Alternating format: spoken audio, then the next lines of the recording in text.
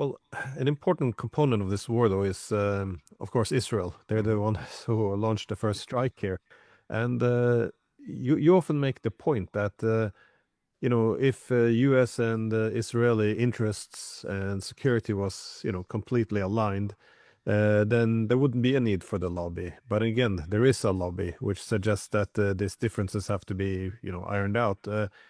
How do you see this being impacted by when the U.S. has to get out of this war? Because the Israelis have been lobbying for this war now for what, 30 plus years, for an attack on Iran. They finally got it. If the U.S. leaves now, Iran's gonna probably end up in a much, much more favorable position. So, do you see a break or further break, at least, in U.S.-Israeli relations as a consequence of this war? I know it's not over yet, and Yes. it can still some unknown directions this war can take. But well, what are the risks, you think, of the U.S. and Israel, I guess, parting ways to some extent? Well,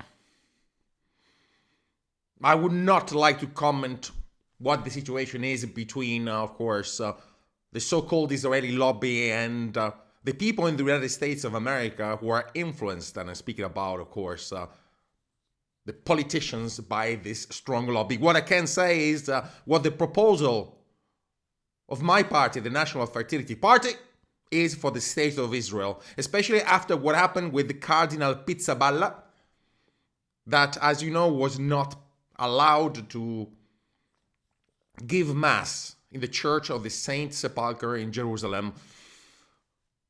An event that created a lot of confusion and also had the government of Italy calling up the Israeli ambassador. Let me repeat what happened. Basically, the cardinal was not allowed inside the church, something that had never happened since the Ottoman Empire. It seems that an Israeli official got confused and thought that Pizzaballa was in reality a pizza delivery guy that was delivering a pizza inside the Church of the Saint Sepulchre. But anyway, that was, of course, something that preoccupied our government. And the proposal of the National Fertility Party, as far as Israel is concerned, is clear, crystalline.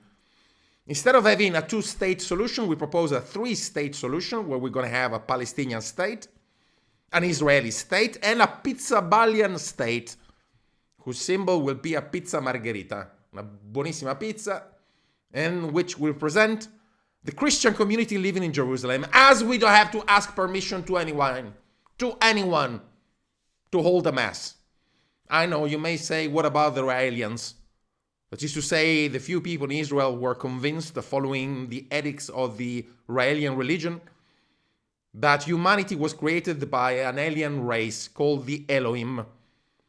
Message that was given to humanity by a person called Rael. And my proposal, once again, is to have a four-state solution. That is to say, a Palestinian state, a Pizzaballian state, an Israeli state, and a Raelian state. So we're going to have the state of Israel and the state of Rael, which beautifully rhyme together.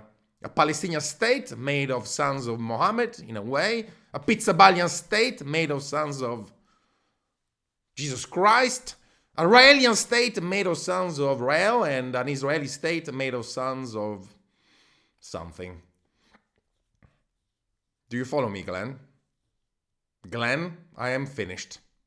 Glenn, ti svegli, Glenn? Glenn!